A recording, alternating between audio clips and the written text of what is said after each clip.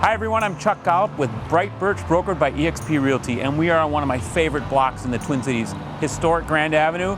And to make it even better, we're at one of the most historic restaurants in the Twin Cities, the Lexington, the Lex. We get to see the inside of this beautiful place, find out a little bit about its history, and hear about all this from Executive Chef Jack. Let's go in and take a look.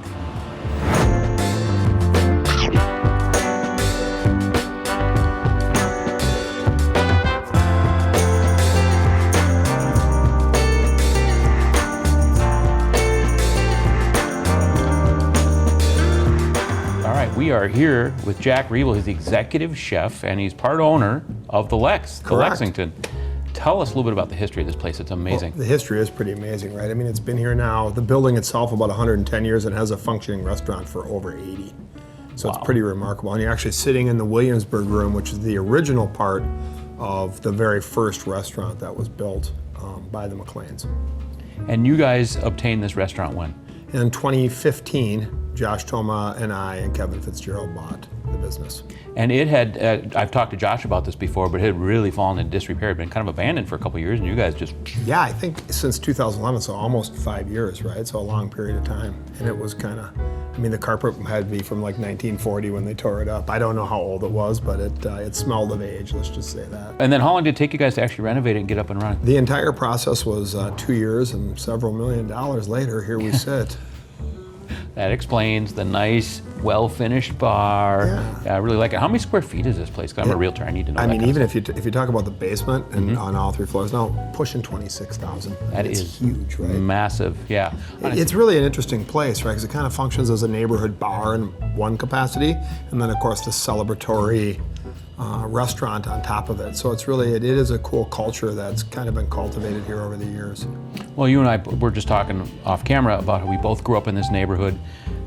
I'm sure you came here as a kid. It was really cool to come in here about when you first opened. Yeah, and they actually had a red carpet back then and the whole bit. You know? I love it. When I was here, probably, I don't know, last time I was here, it was the who's who of politicians, media celebrities. People just hang out in this room. People love this. Absolutely, and that's why I said it's kind of a dual function. People come and hang out, they drink in the bar, and the idea of kind of the supper club theme, which is what we try to be, is that it's a place you can come for the whole evening, right? We have live music Thursday, Friday, Saturdays. You come to the bar, you have a drink, you have dinner, you come and sit and watch music, and you're pretty much here mingling, to your point, all night long.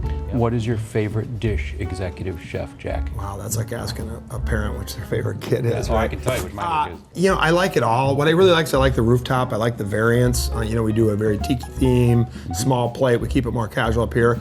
Down here is more your traditional steakhouse supper club fare. For me, downstairs, I would say the beef tartare is my favorite appetizer. It's kind of the signature dish, and I like the beef strip loin on the regular dinner menu. Upstairs, I love the shrimp cakes.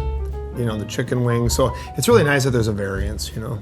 And any other big ventures coming forward for the Lex that we need to know about? Well, we got a lot of things. We got our new membership drive coming up. You know, we're doing another paranormal. A lot of people wonder, is it haunted? So we actually invite on Josh's request, he kind of put it together, was that we'd invite the Minnesota Paranormal Society. So they came last year and they spent overnight, 24 hours, and investigated, and they agreed to come back again and do it this year. It was a huge Halloween popular event, so that'll come in the end of October. Well, and if you think of the history of this place and where it was in St. Paul and that gangster era, and this was the center of St. Paul. So you go back, as long as this restaurant's been around, there probably are some ghosts. Absolutely, and you know, who knows how many handshake deals got done in this bar or the other bar or anywhere for that matter, right? And to your point, you know, we have everything from the police chief to the mayor to they're all in here, and so I think that this was a long-standing gathering place for that kind of business, you know, St. Paul business, we'll call it. Well, as you walk through this, you can just feel old St. Paul, the old booths, the styling. It's old St. Paul. And you know, as you look around, I mean, they don't build this anymore. I mean, we have virgin timber, we have all this millwork. I mean, you know, nobody in the modern era does this. So it's great to be the modern caretakers of such a storied institution, you know. Yeah, I love it. Well, I'm excited to walk around and take a look at it. Please do, make yourself at home. You're always welcome. Okay, thank you. Nice to meet you. Yeah, thank you.